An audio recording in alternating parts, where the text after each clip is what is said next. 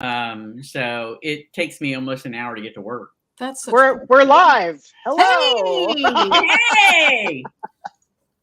total Didn't even bullshit. realize we were live. Oh my goodness. Well, I hit welcome the button. everybody. It's another episode of Cocktail Hour. Hurrah. It's Saturday, January 28th, 2023. And I'm doing this for future postings. You know what I mean? In case you go back and watch this and you're like, when the hell was this? So anyway.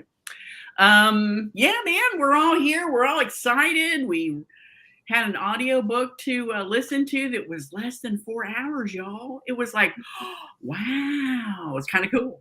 Yeah, But Was it before less than 4 or less? I thought it was 4 and some change. no, it was 340 something. Yeah, it was 3 and change. Yeah. So I think definitely a novella Yes, that's the definitely. shortest thing I think we've read in a or very a long long time. haiku.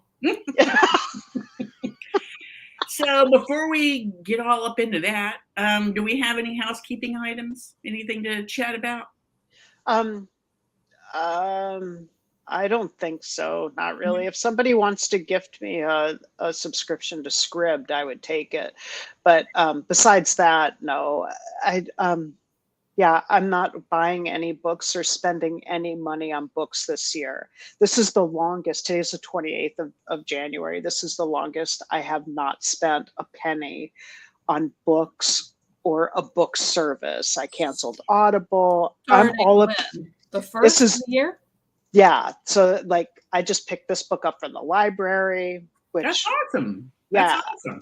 I watched the second season of The Terror from the library. Took it back today. First season was better. I don't think so. TJ and I do not agree. We loved the second season. I mean, I enjoyed it, but I liked the first season way much better. Oh my God. Really? Like the end of the last episode where they had the credits running. Yeah. It shit destroyed me. I was like sobbing. Wow. Oh, we're awful people. Anyway, so if anybody wants to The Terror. Oh my God, it was so good. Yeah, Okay. I mean, like I said, I liked it, but I liked the first one better. Yeah, That's just me. Yeah. Okay. So besides that, if you want to donate, to help us out. Also, we don't advertise. We barely post a single thing on Facebook once a month to say, hey, today's the show. We just decided today that this is what we're going to do. So if you think that you know somebody who might enjoy, you're going to have to take the initiative and tell them. Yeah, for sure. Yeah. I mean, we do this because we love stories and we like each other and we like to talk about stories. We're not doing this to be internet influencers or quit our jobs. This isn't like when we started or for like the first 5 years when we were actually trying to get a lot of people to watch it. We had guests guest authors every week or we were doing it twice a month. Now it's like, remember that? Oh no. It was terrible. It was terrible. Also, 2 books every 2 weeks or some craziness. Yeah, it was insanity. And also, if you ever want a way to end up really not liking people that you used to really respect, talk to them on a regular basis, and you learn to never meet your heroes. Yeah, right? That's true. I mean, except for Colette. She's the only one that, Oh, she's awesome. And I have to say, Susan Maher is awesome too. Yeah, I mean, don't get me wrong. There were some folks that I'm so glad that we met. Yeah, for sure. Like Bev and Susan and, I'm sure there's other folks too. Well, Sandra Moran, but she didn't last long enough. Sandra Moran. I really liked Sandra Moran, honestly. I had such a crush on her. She was so awesome. And then now gone. Gone way too soon. No, way too soon. Yeah, and ultra marathoner, super healthy, which just goes to show laying on my ass is gonna be just Nothing's gonna get you. That's right. Yeah. So and we've already got February and March's books picked out. Can you all believe it? Yeah. Seriously? So well, we'll see if that all shakes out. It will. Oh, it will. It will. It'll shake out. Mark. Yeah. Come on. All right. So do our advertising for us. Send us Send us books or book related things. Why not? Why not? Yeah, I think, that social media has just become such a horrible septic. Yeah, we were talking about that earlier. Yeah, nobody wants to be on there anymore. It's It's just awful. like I barely can do Goodreads. Yeah, it's like I get all of these like personal messages, and they're all bullshit. I don't even Aw. go there anymore. Aw. So Yeah, I haven't. because it's like, hey, I found an old picture of you. Click on this link, or Yeah, oh my bullshit. god, blah blah Yeah. blah. Click on the. It's all a bunch of bullshit. Everything Yeah. on social media Yep. is bullshit. Yep. I have not opened my Facebook Messenger, and I know I've got notices that I have messages, but it's like I said before, not everybody is doom and gloom, but the majority of folks on Facebook are just, and they're everyday people and they're sounding off, but the negativity is just too much for me these Yeah. days. Just too much. Yeah, everything in the world is negative. I don't need to go and it's too. Yeah, it is. It's too Right. much. So explain to me why you guys want to read all these books about serial killers. I don't Oh, like that's it. different. It's a psychology thing with that's totally different. That's man. like a psychological kind of thing, Yeah, right. Yeah. Yeah. It's not, yes. All right. So We are reading. Oh, wait. Let's talk about what we're drinking. I'll go first because I'm boring. Oh, yeah, you like that. What you drinking? But I do have. So whatever it is, it's salty. This is my favorite new mug. My friend Carol keeps me in mugs. Nice. She always sends me some fun mugs. This one is it's the definition. It says fuck, verb, ing or s. Fuck can be used in many ways and is probably the only fucking word that can be put every fucking where and still make fucking sense. Fuckers. And I'm having a delicious chai latte. Very nice. And for when that's gone, I have a delicious dry secco, which is one of the best non-alcoholic wine tasting beverages that I have found. And I get this from Thrive Market, I believe, is where I get that. They also have a red blend, which comes in a can and is also very tasty. It doesn't just taste like grape juice, which pisses me off. So yeah. Nice.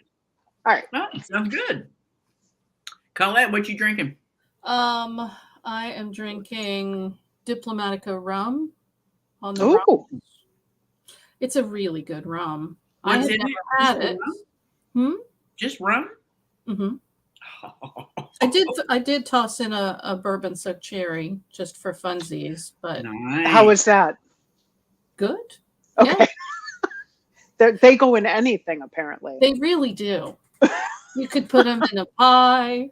You could put them in anything. I bet you could like chop them up and put them in cookies. Oh, that might like be a delicious. chocolate chip cookie. But I feel like the bourbony booziness of them would burn off. Oh. So then it would just kind of be like a cherry. You'd have to dip them in bourbon instead of milk. You could do that. Dip them in bourbon. I don't know. But so I had never had Diplomatico. And then when I went to Las Vegas on a business trip in the before times, it was right before, it was October of 2019. So it was right before the pandemic. Oh, wow. Thing. Yeah. So it's like the last trip that I took. And I was staying in the Mirage. That's where we stayed when I went to Vegas. The only time. And then I saw the Beatles Love show. That was, which I didn't think I was going to enjoy, but nobody died, and that was exciting. And I was sitting next to these two sort of waspy, stonery people who kept asking me to explain things. Right. So there's this, it's all these different Beatles songs that are put together, and different interpretive dance, and then for Lady Madonna, this woman comes out and who's very obviously pregnant, and the lady next to me is like, "What's that about? What's that my got to God. do with Lady Madonna?" How And I'm old like, were these people? hmm? How old were these people? I mean, 50s probably, What they should have known. right? If they like the Beatles enough to go see this. Right. That's weird. That's Yeah. really weird. Yeah, They were hitting on you.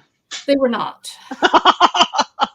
They were not. just really subtle about I've it. had that thing happen. Married couples. Yeah, it's weird. It's really weird. I mean, Anyway. I'm sure that thing does and has happened, but that was not that. that was not that. But anyway, there was a place in the Mirage called the Rum Bar. And I don't know if you saw it, Sherry, when you were there. It was for our 10th anniversary. We just celebrated our 36th. I So don't recall. A little bit ago. Yeah. So all this bar had is many different kinds of rums. So I went one night after all of the training sessions and shit were over. And I asked the guy to pick me something that was his favorite, and he picked Diplomatico, and it was super good. Wow. Nice. So I came home and bought a bottle. That's a nice story. That is a nice story. And nobody was trying to have a threesome in my story. So you think. Yeah, I mean, I'm here to tell you. When we were at the Mirage, we saw Siegfried and Roy, and Siegfried was a bit ago. It was a long time ago. Yeah. And Siegfried was running through the aisles and went past our table and hit me in the head with his elbow. That's my big Siegfried and Roy. And Roy's codpiece got bigger and bigger and bigger as the show went on. Well, that's like until it was, like he had a fucking balloon in his pants. It was hilarious. Initially I thought you were going to say, and because he hit me with his elbow, other dude got a boner. Oh, I don't know. Like, maybe. I don't know. I don't think so. But no, probably not. His cod pieces just got bigger and bigger until, it looked like he had elephantitis of the nutsack. It was. I mean, it could have just been something that they did for a laugh. I don't think so. No? I don't think so. No. Anyway, so we got a book that we're going to talk about. Right. Yeah. Oh, I'm sorry, Andy. It's a very what are you short drinking? book. It's a very short book, so we'll be done in like 10 minutes. What so are you we drinking? Can talk about nut sacks as much as we want, probably. We could, yeah. I feel like we've probably all hit our nut sack. Nope, I do have a story. For Really? the holidays, I bought all the men in my life some new underwear with the pouch, and we call them ball huggers. What is this now? It's underwear for men, and it has a little pocket so that you can put your family jewels in there. Just the nuts part? Yep. And so what that helps is, like, especially during the summer, because your shit sags. Right. It sags, and you can get chafing and sweaty and all that nastiness. And this helps with that problem. So where's the dick go? On the outside of the pouch. Yeah. Oh, I see.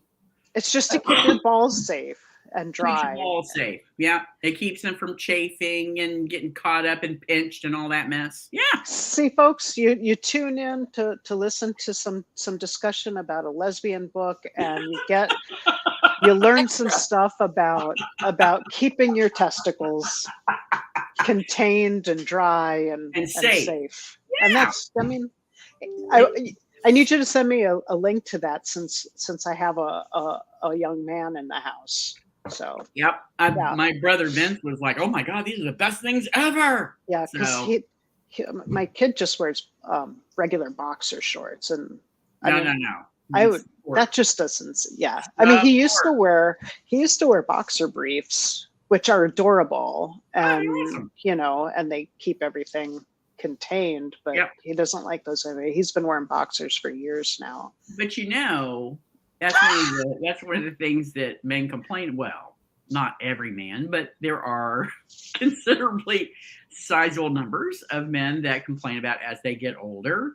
Yeah. Their testicles start to droop, kind of like breasts. Our boobs. Yeah, right? it's the same. Yeah. We just start sagging, and before you know, your nipples are saying hey to your belly button. Now, it's kind of the same thing with men and testicles, before Nuts long, are saying hi to their knees. they're taking a dip in the toilet bowl. You know what I mean? Oh, that would be That's awful. right, because remember the guy that Trump brought in as like his interim attorney general? You talking about that little weasel from Kentucky or where the hell? Oh, you're talking about Alabama. Are you talking LA. about Jeff Sessions? Yes. No. He was the first attorney general that then he forced out. I forgot all about him. This was towards the end of his term when he learned that he could just have a bunch of acting people and they didn't actually have to go through any kind of hearings or anything. Yeah. So, no, this was the guy, I think, I can't remember if he was before or after Bill Barr. But his whole claim to fame was that he had created the toilet seat for men with low hangers, like a raised up toilet seat. Wow! I guess like a booster seat. Yep. Wow! My brother, when he was still in his late teens, he worked at Home Depot, and he told us this story of some really old guy who was like partially deaf, and he came in and he wanted to find a toilet seat that was elevated, and he was hollering because he could barely hear, right? And he was talking about, well, my balls hang down. He wanted to get a raised toilet seat because he was tired of, rinsing off his nutsack. Wow. Matthew Whitaker. That's his name. Oh, okay. I'm going to make a note when we're done talking about nutsacks, so folks can just fast forward right to it. I'll put a note in the show notes. Ball sack talk. Yeah, I feel like it's over. I think so. Right around now. We're going to go about 17:30. Okay, cool. Anyway, so the book that we're going to talk about today. Oh, we never did find out what Andy's drinking. I think you can kind of tell. Yeah. It was a Bloody Mary with 87 olives. So dinner and drinks. Dinner, drinks, and a movie. Yeah, I'm having the same drink I had last month, right? Mm-hmm. Yeah. Mm-hmm. That pepper, man, it's starting to burn my lips, burn my tongue a little bit. Just let you know that you're alive. I know. So it's Dixie black pepper vodka, and I don't remember what the mix is called. I don't know. Dixie. Yeah. That's the brand? It Dixie, might. Yeah, Dixie. Mm-hmm. Yeah. But Dan, this is delicious. Yay.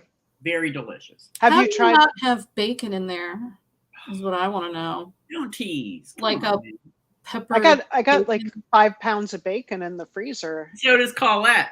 Oh, is that right? My son was so happy. So happy. And now I've made him make his own bacon, and he does a really good job. So yeah. Does he bake it in the oven? No, he was going to, but then he pulled out the cast iron and was like, ooh, that makes the house smell delicious. It did, yes. It was very good. Okay, so there's a book. Yes, we're here to talk about the book. So, and Colette picked this one. Yeah, Colette, you did good. You did good. Yes. We haven't discussed this at all. Actually, Laura picked it. But it's safe to say. Oh, did she? Yeah. Oh, well, Laura picked it, so she. Laura picked it. Yeah. So I can't stand it now. I'm kidding. I love Laura. She jokes. She kids. Yeah. Okay. Laura's awesome. She's also known as the Roman Slayer, in case y'all don't know. Why is that again? I don't recall. Something I think it's a Xena reference, right? Because did it have to do with a game playing? And that's what I thought. Yeah. It's such an old joke. We don't even remember how it started, y'all. Yeah. Yeah. But it had something with Xena, though. Remember? Right. And, Right. That 'cause one I thought it episode. was a reference to that episode, the season where they were in Rome, Yeah. right? And then Gabrielle decides she's going to be a pacifist. Oh, right, and right. starts wearing a leather bikini and carrying around Sai, but I guess she's just going to use it for her hair or whatever. Yeah. And then at some point, right? So she's not going to, even though she had been using a quarterstaff, which Right. you could definitely fight with a quarterstaff and not kill people. That's true. You But can just she severely maim them. Traded that out for pointy, Mhm. and then said, no, nonviolence is the way to go. So she went many, many episodes without hurting anyone. And then at some point, I think something happens to Xena and she just loses her shit and kills 1,000 Romans. Yeah. With the Roman spear. Yeah. Because Xena was captured by the Romans and she was sentenced to be executed. And Gabrielle's like, oh, hell no. So she girded her loins and grabbed, I guess, a spear and started taking them out. Yeah. In the meantime, Xena's like, no, Gabrielle,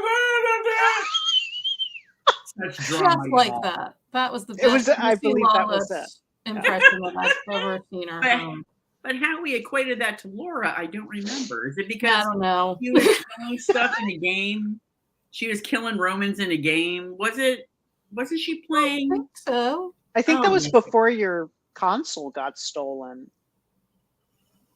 Oh, right. I don't think we didn't have, I mean, so I think the Xena game was like, I mean, that was old. No, I don't know. It wasn't the Xena game. It was some other game. It was the other game that she liked playing, like it was her jam. Remember, like that was her game she always went to. That's right, because we were recording and she was always out gaming. I mean, it wasn't Dragon Age?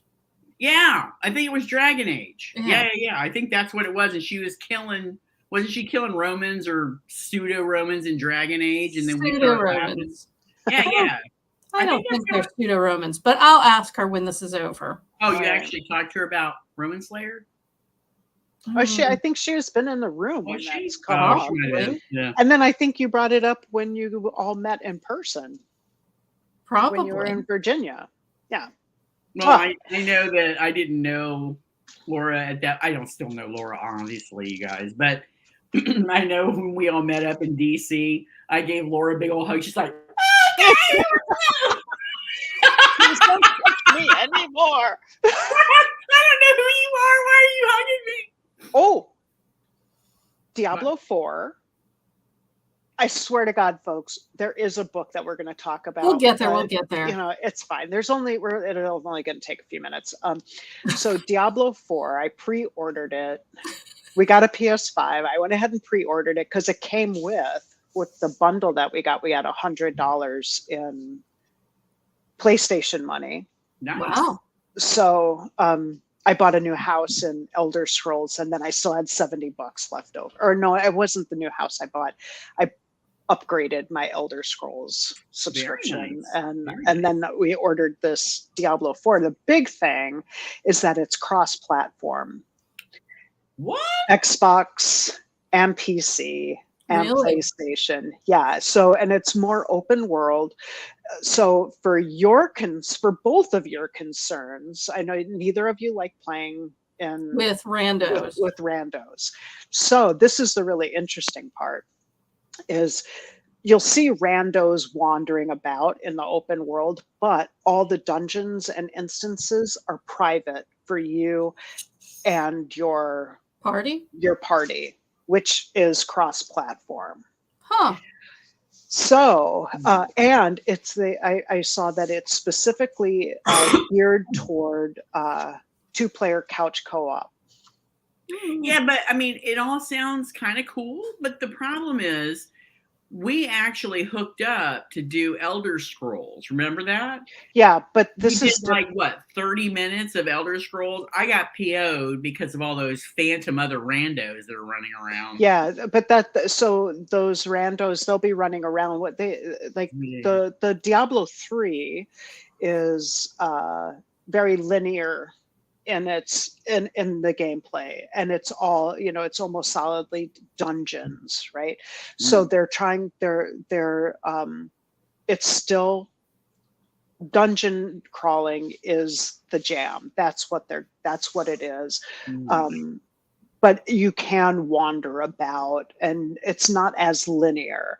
I never played Diablo 2, but I haven't played any of them. Did you play Diablo 2, Colette? No, I hadn't played a Diablo 1 until we got Diablo 3. Okay. And we specifically got that on Switch so that we could just split the controller and play at the same time, which is cool. I am not averse to playing it on PC. But yeah, I just want to make sure that there's not like a random stranger who's going to come up and kill me. I don't think XP. so. Yeah, I don't think so. I don't know for sure. They're not. It doesn't come out until June, and then if you pre-order, you get to do the beta at some point, but it's not available now. So I'll let you know. I'll let you know, because that could be a really good Saturday morning gaming. That could fun, because it doesn't matter if you play on PC and I'm on the Xbox or the PlayStation, and you're not fucking invited, Andy. Look at you. I've actually been thinking about cracking open the Assassin's Creed Odyssey. Oh, I love the Assassin's Creed. The more Is recent, that the new one? Odyssey? No, it's not the newest one. I don't think. Okay, I can't keep up with them. But it's one like every 6 months. I know. I started playing them just at Unity. I think Unity was the one I really got into. That was the British one with the. No, well, Unity was the one that happened during the French Revolution, and yeah. I know that's your thing. Yeah, that's my jam. Anyway, Wasn't that the one that people were really mad at, though? What's that? The French Revolution. I think so. That was like they had some. That was the one. I think that was like the first one where you could. There was some new mechanic. Yes, you could play different characters. But you could not play a female character. No, I don't think there were any female characters in that one. No, I don't think it was until the next one. I think it was the one after that followed that one when it was in London. Syndicate is the one that's in London with the mobsters, and that was I think the first one that you could play a female. Yep. Well, I actually, you know what? Let's save this part for. We're halfway done with the show, and we still haven't even talked about what the book's name is. Update your little time notation, Sherry. That we don't talk about the book for the first 30 minutes. Let's talk about the book, and then after the book, I want to talk to you guys about Assassin's Creed. Sure. Okay, so we and Colette. She was right on target with this book. Honestly, she's not had a great batting average, but she did good with this one. That face. What the fuck? Yes, I went there. I'm sorry. Anyway, I mean, if it was accurate, I would take it. But I don't think it's accurate. Not that I haven't picked some crap books, but I feel like the last 2 or 3 I picked weren't bad. I feel like that's probably true. That's true, but it's too much fun. Still trying to dig myself out, apparently, of killing Cupid. The whole that can't be filled. You're never getting away from that. It's too much fun. It's too much fun giving you hell. Seriously. And now we're back to the whole toilet seat thing. So it's all. Yeah. And honestly, y'all, that is the episode we recommend everybody listen to. Yeah. I mean, did we just shout for an hour? Is that basically? Yeah. Okay. Yeah. So we listened to Even Though I Knew the End by C.L. Polk, and it was 3 hours and 52 minutes. So it was just shy of 4 hours. And yeah, I obviously we look at the summary before we go, yes, let's commit to do this. I didn't. Oh, you didn't? I didn't because Oh. no, I think it was just I don't think I read any of no, I didn't read any of that. I just went on, you said it was lesfic, and I was like, oh, are you sure you want to do a lesfic? And you said, yeah, I think so. This will be fine. And I was like, cool. All right. Well, So, I know yeah. I read it, and it sounded interesting. So yeah, we were all on board. Now, had either of you read anything else by this author? No, but I will. I Yes, will. yes, I'll be reading absolutely. more. Isn't this the first of a series? Didn't you say that, Colette, when we decided to read it? This No? book just came out in, Yeah, I don't- in November. I must be I thinking don't- of something else. Yeah. I mean, maybe she has written a series. I don't think this is part of that. Okay. Well, Yeah. it could definitely be. It could be. It got 10 years. Are we doing spoilers? No, I don't think so. Yeah, I don't think we should. Do you want me to read the description of the book that showed up on Scribd, or do you have it up? Oh, What do you want to do? I think the Witchmark is it's called, the series is called The Kingston Cycle. I have that book. I've had it for a long time. I wonder if I got that off of I may have gotten it off of NetGalley. I don't know, but I know that I have that book. Huh, okay. So she does have, looks like there's at least 3 books In a series. in that series. Okay. Yeah. Okay. Yeah, I have it pulled up here. Okay, go ahead. A magical detective dives into the affairs of Chicago's divine monsters to secure a future with the love of her life. The sapphic period piece will dazzle anyone looking for mystery, intrigue, romance, magic, or all of the above. An exiled augur who sold her soul to save her brother's life is offered one last job before serving an eternity in hell. When she turns it down, her client sweetens the pot by offering up the one payment she can't resist, the chance to have a future where she grows old with the woman she loves. To succeed, she's given 3 days to track down the White City vampire, Chicago's most notorious serial killer. If she fails, only hell and heartbreak await. Well, I think that's really, I mean, that's about all the spoilers that I would have think that we would have given away. So, you know. True. Yeah. So this takes place what, in the 30s? They never say. No, they don't ever say. But I based think on it seems like the it was the atmosphere, 30s. I think it's somewhere in the 30s, right? Yeah, that was the I mean, it impression I could got. potentially have been in the early 40s, though. Yeah. It could have Yeah, been. there's a lot of, I mean, that's all sort of based on the fact that it's like a nickel for a cup of coffee, and right. And some of the language yeah, that they use, that doll's got gammed from here to there, and yeah, I really enjoed that. I liked that a lot. Yeah, but there was a, and I didn't write it down. I was going to. There was what is the main character's name? Helen, yeah. and her girlfriend Edith. I remember Edith because I absolutely do not like that name. Anyway, I do now. I liked her. No, yeah, I like the character. I didn't like the name. But Helen referring to Edith, what did she call her? Doll or honey? Or there was a lot of babies. A lot of babies. It got a little bit too much, honestly. That part kind of started to irritate the shit out of me about halfway through. Mm-hmm. But I put it aside because the story had really good pacing. It was a lot of fun, right? It was a lot of fun because you had all kinds of interesting characters coming in and out, and situations and casting. Well, not spells. What is the rituals and stuff? Right. The rituals and that kind of thing. It was really interesting how the author laid it all out. I was never bored, which is really a good thing. But and if it's under 4 hours, right, you really can't afford it. It's got to be. It's like I was thinking, it would have been nice if it had been longer, but really, it was the pacing I thought was so good. There was never a dull moment. Nope. And not even one.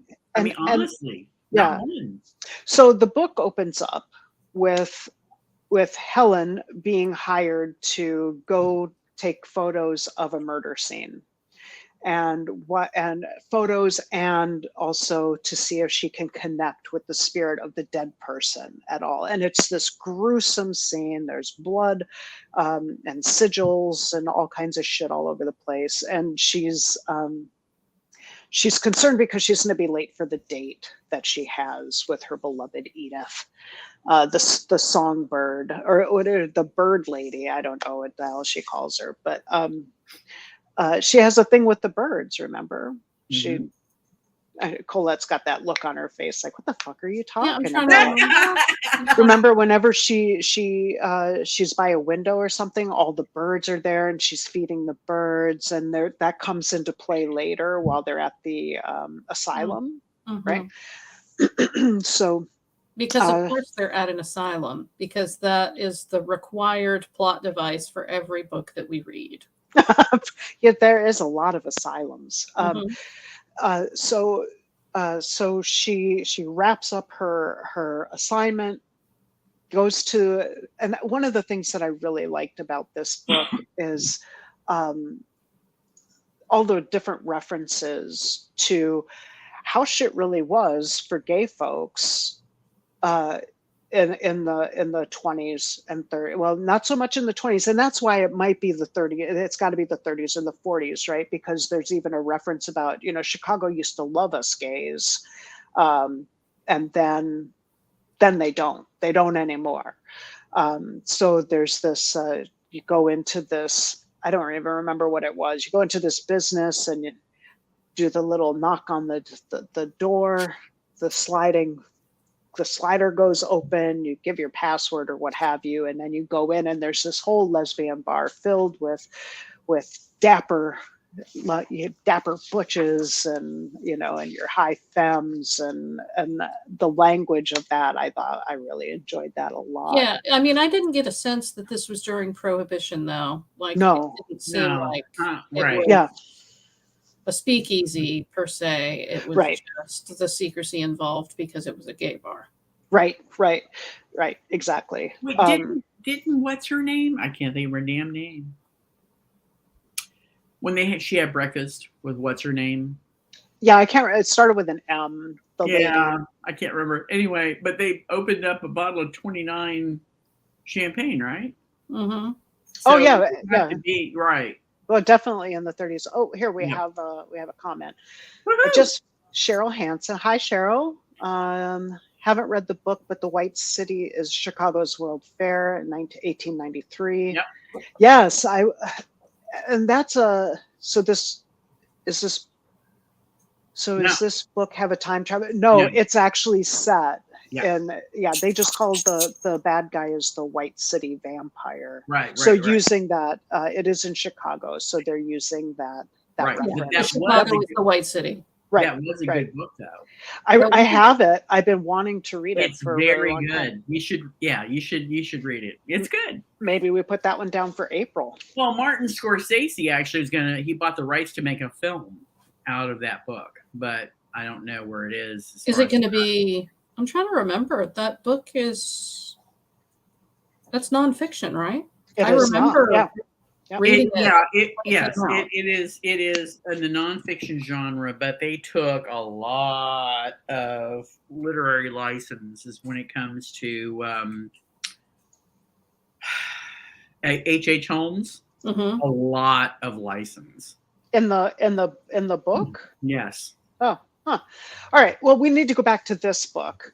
We're almost out of time. All over the place. We've only been talking about it for 10 minutes. ADHD hour. Yes. Oh my God. This is the most disjointed, unfocused show I think we've probably ever done. Hey, excellent. Thanks to alcohol. Woo-hoo! All right. So she goes and she meets her girlfriend, and she's worried that she's going to be too late because she's 45 minutes late. But there she is. The lovely Edith is waiting for her. And so we're introduced to Edith, and I cannot remember the name of. It started with an M. The name of the woman who hires her, who we find out later is not who she seems. She is way not who she seems, y'all. She is not. So I can't get the word malarkey out of my head. And that's what the hell is her name? I don't know. Oh shit! I dropped my phone.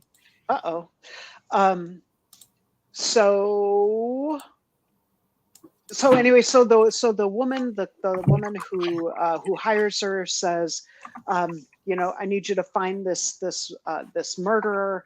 I guess we can say it because it turns out that the woman who hires her, who I'm assuming Colette is looking up now, is a demon, and the demon, the White City vampire, is moving in on her souls, and so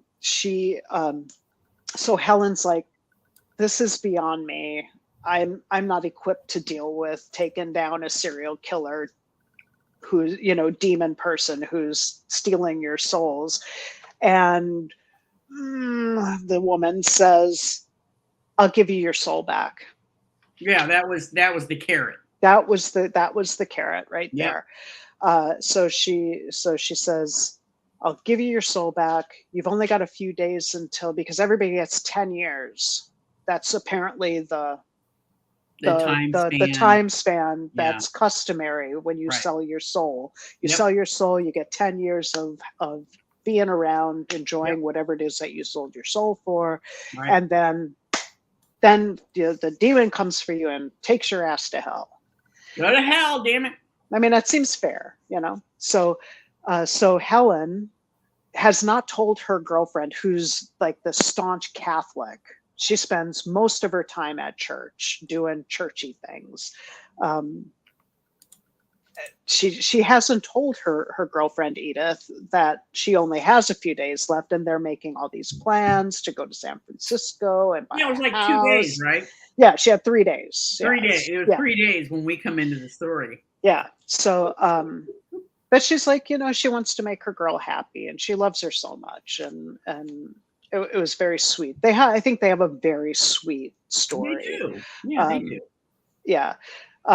And then in the meantime, while Helen is investigating that first murder scene, two dudes show up, members of the Order of the Compass, I believe they were called, and they are some witchy guys, one of whom is a short little dickhead, and the other one is Helen's brother. Mm-hmm. And it was Helen's brother saving his life, bringing him back from the dead, I guess, after a horrible car accident that the whole family was involved in. They were in heaven. They were in heaven. Yeah, and she pulled him from heaven. Yeah. So she sold her soul to save her brother's life. Right. And he gets back and he's like, God damn, we were all in heaven and you pulled me back. She wanted to save the whole family. The demon or devil that she sold her soul to said, sorry, can only have one. So she picked her brother.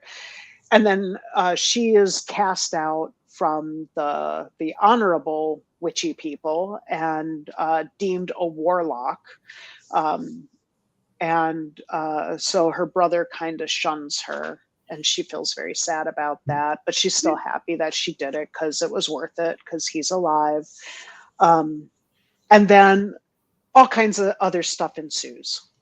Yeah. And that's all we got to say about this book.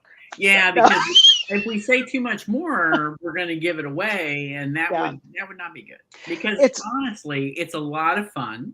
It is. It's not a very long listen or read. Mm-hmm. And I highly think that you should check it out. Yeah. And if you do the audiobook, January Lavoie does a great job. Yeah. And I have to say that if you watched the movie Bound and you enjoyed Jennifer Tilly's voice for her character, that kind of high-pitched, breathy type thing. Nobody on this planet can reproduce her voice. No, but that's what Edith's voice Yeah. That's what it reminded me of. It did. Yeah, you're right. Yeah. It did. And Yeah. I had such Is it Marlowe? Yes! Yes!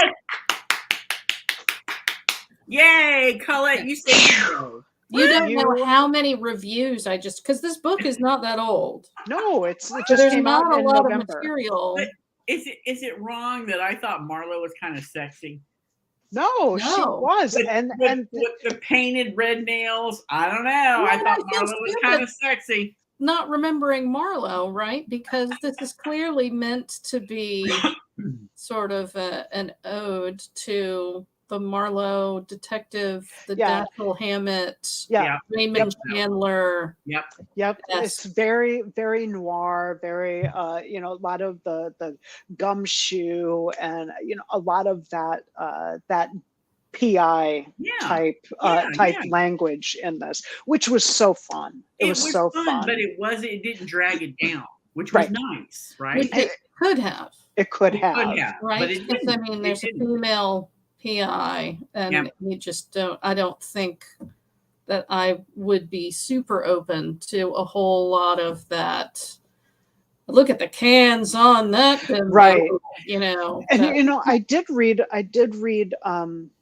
at least one lesfic book set in the 40s or the 50s. I can't remember, where there was so much of that that it took completely away from the really great mystery that was there, and it just it made I don't want to read about a woman who's just as sexist and objectifying another woman as some douchebag man.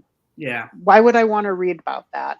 Right. But so one of the other things I wanted to talk about was, even though there was a lot of bits in this book about how homosexuals, lesbians in particular, were treated and viewed, and things that happened to us, like they go to an asylum where one of the victims is being kept because she is catatonic and whatnot, and Helen sees one of the regulars from the bar, which is called the Wink. So she sees one of the regulars from the Wink who hasn't been around for a few months, and she says, I wonder which one of the people who claim to love her put her here. Yeah. And they, and she brings up aversion therapy, and electroshock. Electroshock, yeah. And so without being heavy-handed, I didn't think there was anything heavy-handed about any of it.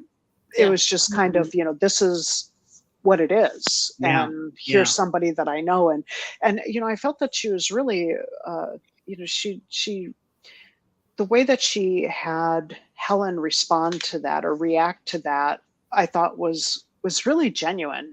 When the woman, I can't remember her name, when the woman didn't recognize her or didn't acknowledge Helen, she was relieved. She didn't want to deal with that, that the emotion behind that, because it really could have been any one of us had we been there. Right. So I really, that was, even though it wasn't a huge part of it, I did enjoy all of those little tidbits. One of the really thing I enjoyed a lot when they were in that asylum was when they were talking to the most recent victim, if you will, of the White City Vampire. White City Vampire, is when Edith spoke.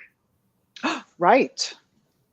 The woman who was in that state, that was in the asylum, would basically zero in on Edith talking. And the author reveals why that is. So I don't really want to discuss why that is, because it would give too much away. But I thought that was a nice little little surprised. I didn't expect it. Yeah. So that was kind of fun and interesting. The Let's take on just it. say there's a lot of magical fucking people. Mm-hmm. There are Angels and demons and people that have magic shoot out of their bottoms. Some of them don't even know their magic.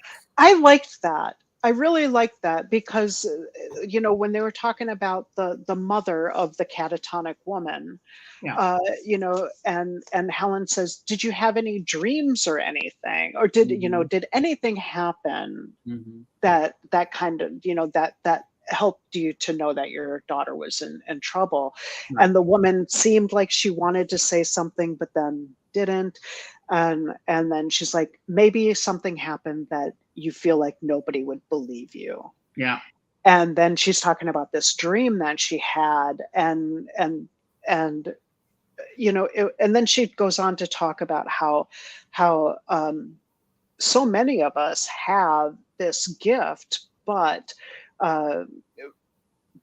we're put down or disbelieved and made to seem like we're crazy or Right. what have you. So they, suppress it. Yeah. Right. I thought that was almost everyone in this book had it. Yeah. Well, but everybody in the book was involved for the most part in the thing. Right. In that circle, because you're talking about the main character and who the main character associates with are all in that magical circle. Right. Yeah, I think I would just have liked there to be some ordinary people who didn't have magic shooting out of their bottom. I think the waitress, I don't think had at the cafe. I don't think she had magic. Yeah, she might not have, but it was it was a very fun listen or read. Honestly, it was. I was nervous. I didn't think it was going to be good. Yeah, well, fortunately, it was so damn short that even if you didn't like it, you didn't have to suffer for hours. But I really did. Like killing Cupid, but if she decides to make this like a regular series, I would definitely read it. I definitely would. I really enjoyed all. This could be a TV series. It really could. Absolutely. It really could. If they made Sabrina, they could make this. Honestly, the Teenage Witch one. Yeah. So, and it really does kind of open it up to another book with the brother involved, and and she's got to get her shit back. Yeah, I'm not going to say what, but she's got to get her shit back. So, Yeah, it's definitely yeah. I don't know. I applaud CJ Polk for the adventure. What is it? What I'm looking for? The imagination and where she took it, and the characters, and it was just so much fun. It really was a lot of fun. Mm-hmm. It really was. Yeah. I'm trying to think. I just finished another book that was set in Chicago. Oh no, I'm reading The Jungle by Upton Sinclair. Right? I've always wanted to read it, and it's really good, but it's probably the most grim book I've ever read in my life. Isn't that all of Upton Sinclair's books? This is the only one I've ever read. But aren't they all grim? I had to read Sinclair in high school. I don't really remember. Is that the one you read, though? What? Is this the one that you read? The one you read, or did you read something else? Honestly, I don't remember. Yeah. I mean, it's... So all you remember is the bitter taste in your mouth. Yeah, that's exactly right. That's exactly right. Yep, that's right. I just remember the bitter taste of it. It's just so grim. Yeah. I mean, and it makes me feel better about my life, just in general. I mean, because all these people are doing is living to work. That's it, and they're barely living. Yeah, and many of them don't, and it's... Well, there's your classics, gang. Yeah, my headphones are connecting to other things. But Speaking of classics, let me ask real quick before I forget. Colette, did you finish watching The Haunting of Bly Manor? I have not yet. Okay. Have All you right. started it? Yeah. She did. Oh, you did? Okay. Yeah. With all the Henry James collaborative. Yeah. Yeah. I'm just curious if she finished it. Yeah. Not yet. All right then. So, well, we've got 5 minutes. So, do you want to talk? Let's talk about the books that we've selected moving forward, so we can. Let's do. And I think I like the last weekend of the month. Yeah. That's kind of nice, and it also doesn't allow for us to change the date. That's true. That's true. And so, for our listeners or watchers, they can kind of, if we make this a regular thing, they can know the last Saturday of the month is, when we'll throw a show out. It's only taken us, 12 and a half years to figure this out. But Colette hasn't been with us that long. That's right. And clearly you're the inspiration for this, I don't know why. Weekend. Yeah, I don't know why. So the February book we are going to do, we're going to talk about Waco by Jeff Gwynne. And we have done a book by Jeff Gwynne before. We did Manson by Jeff Gwynne. Yeah. And that was a recommendation by Colette. Right. Because I had read cover. That's right. Yeah. I forgot all about that. By him that I had read, and I was like, oh my God, this is so much better than Helter Skelter. And I thank you so much for introducing me to Jeff Gwynne. He is so amazing. Yeah. Yeah. It was great that he went out and found all these people who I had never seen anybody involved in the Manson case or researching the Manson case talk to cousins and nephews and nieces and all kinds of things. Yep. And the amazing thing is, after I read about Manson, all of the mystique that I had about him and the family melted away. Yeah. Then he's just, after you read that book, it's like, oh, this guy's just a grifter. Yeah. He's just a sociopath and a grifter. And an asshole. So, he learned how to manipulate people in prison. Yeah. And that's how he ended up where he ended up. That's right. As opposed to, you read Helter Skelter and he's some sort of cosmic genius, psychopath, madman who drinks the blood of virgins and all of that other crazy stuff. Yep. And I had never read anything else about him until hadn't read Vincent Bugliosi's? No, I had not. So, for me, it was like, oh, wow. I mean, I learned so much. And you're right. The mystique is just like, he's just a shitty little fucking douchebag. Yeah, absolutely. Correct. And I can't wait to read about David Koresh. Oh, yeah, right? Exactly. I assume he'll be slightly taller, but probably very similar.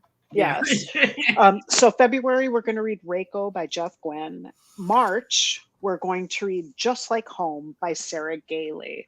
I don't believe we've done anything by Sarah Gailey.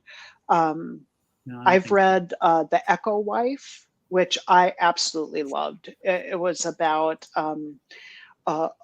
a woman whose husband is a scientist. I think he's a scientist, and he creates a clone of her, and is like living this double life. I forget exactly how it all goes, but it is so interesting because the original and the clone meet each other, get together, and then all kinds of craziness ensues. It's really good. I think you both would like it. What is the impetus to create a live clone of your live wife? I don't remember. What is the name of this book? The Echo Wife. Huh. Definitely. I give it a shot. I mean, we don't always have the same taste in books. We do not. Which makes things fun. Usually, it's sometimes fun. Sometimes fun, but like the the little blurb for Just Like Home. So Just Like Home is a darkly gothic thriller from national bestselling author Sarah Gailey, perfect for fans of Netflix's The Haunting of Hill House, as well as HBO's true crime masterpiece I'll Be Gone in the Dark. Oh, We read The Haunting of Hill House. We did. Andy and I watched the show and loved it. Oh, love. If you guys haven't seen that on Netflix, you need to watch it. And we all three really enjoyed I'll Be Gone in the Dark, the book, which we did. There's an episode somewhere about that. And the show. Did you watch the show? I did. Did you? You did too, right? I did.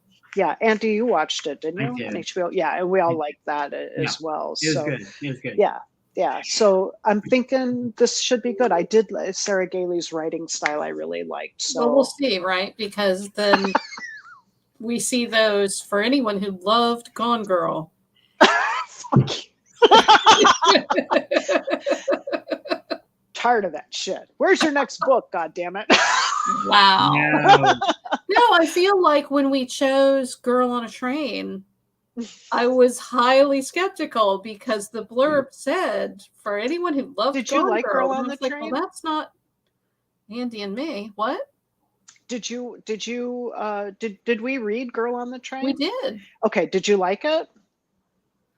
You didn't like it? I certainly liked it more than Gone Girl, which I so did you finish? Through. Did you finish? Yeah, I did Girl on the finish Train? Okay. Girl on the Train, and then I saw that it had been turned into a film. I think with Emily Blunt. Yeah. Have either of you seen that? Mm-hmm. And is it pretty true to the book? Yeah, I think it was pretty true to the book. Yeah. Yeah, I mean, for me, to some degree, the main character isn't just a horrible piece of shit. Right? So it's already not like Gone Girl. Yeah, she had some issues. I think, there's this whole big period of time during that Gone Girl, Girl on the Train time frame where the unreliable narrator is just everywhere. And domestic thrillers with unreliable narrators were everywhere, and it was so saturated that I read so many of them that they all kind of just blend together in my head, to the point I don't like an unreliable narrator anymore. I just fucking wow me with actual plot and shit. Don't send me down the garden path with somebody who is lying to me through their whole point of view. Ain't that the truth? Which reminds me, Sherry and I got a book that we were reading. I finished it. I don't think Sherry has. I have not. It's called The Season of Passage. I'm almost halfway. I'm about halfway. It's huge. Jesus. The reason we selected this book to read is because Mike Flanagan apparently has been tagged to make this book into a film. I think it was either Paramount or Universal, and it's my understanding it's in pre-production. And I thought, I'm a huge Mike Flanagan fan, huge, like you couldn't get any huger. Anyway, so I thought, okay. Did you say huger? Huger. Okay, so, I just want to make sure. So there is intrinsically some problems. This particular book was apparently written originally in the 70s, so there's some shady shit in here. It wasn't written that. There's some what shit? Yeah, oh my God! It was written in the 70s, according to the 1992, baby. That might have been when it was published, but in his not preface. Wait, so it's 1988. But he said in the book that it was originally written. He originally wrote it in the 70s, and he didn't update it in the 20 years. He didn't update it, so he apologized in advance for the things that maybe scientifically weren't correct anymore.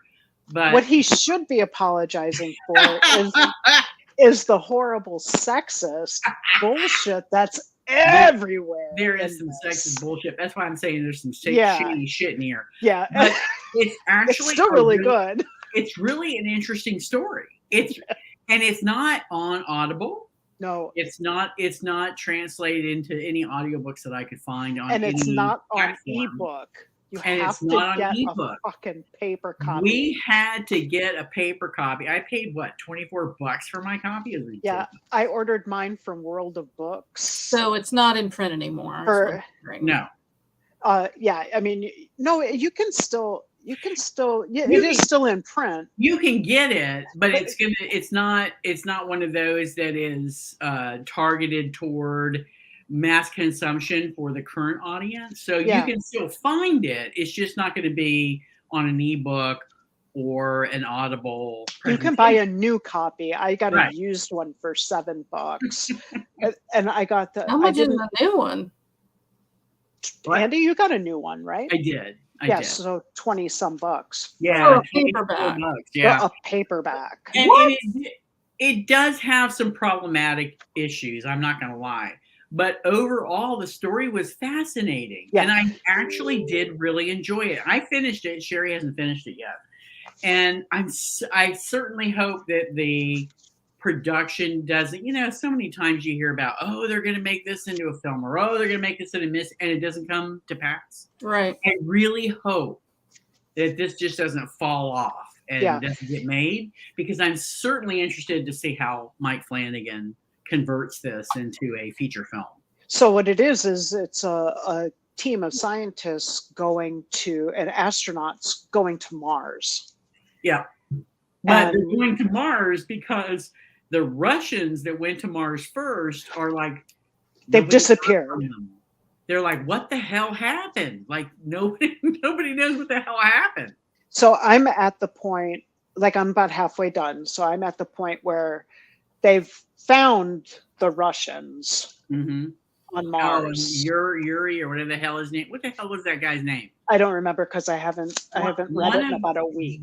One of the Russians shows himself to the U.S. astronauts, and oh boy, Yeah, then all kinds of shit starts happening. all after that. kinds of hell breaks loose. It's really interesting. It It really is. It really is. When I'm reading it, it's hard to put down. It is. It is. I think I devoured it when I got it on a Saturday. It was an early delivery. It wasn't supposed to be in my top little hands until Monday, but it got delivered on Saturday. And by the time I told Sherry I had it and I was ready on Monday, by the time Tuesday rolled around, I think I was done. Yeah, and It was one of it's those almost I had- 600 pages though. Right. I had a hell of a time putting it down, and I read till 1, 2, 3 in the morning to get this thing done because I could not put it down. Yeah. So I sure hope Mike Flanagan gets his little paws on this one and it follows through, because I really want to see how he deals with this. It's interesting. Yeah. It is. And yeah. I'm glad that you suggested it. I will finish reading it. Yeah, it was good. It was good. But I'm kind of into this the Relic now. Alien meets Jurassic Park in New York City. Oh. Yeah. Wow. It's- We're all doing. We're it's an all old reading book. or doing something, for God's sake. Yeah. So okay, so we've got those. Oh, and then so March book, Just Like Home, Sarah Gailey, and possibly The Devil in White City in April. Yeah, awesome. I would Possibly. be willing to do that one again for Yeah. sure. I've got them written down. All right then. See, we are moving and shaking for 2023, y'all. Or at right. least we're planning to. Yeah. Well, it's 5:09, so yeah, Yeah. we've run a little over, but it's been a lot of fun, y'all. Yeah. Well, there's all the ball sack talk and Lots of ball sack talk. Yeah. What are you gonna do?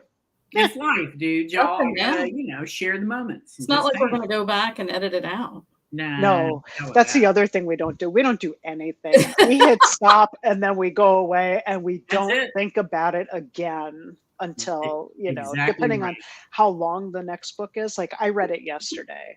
So it's fine. We are moving and shaking in 2023. That's all I'm saying. We got our shit together.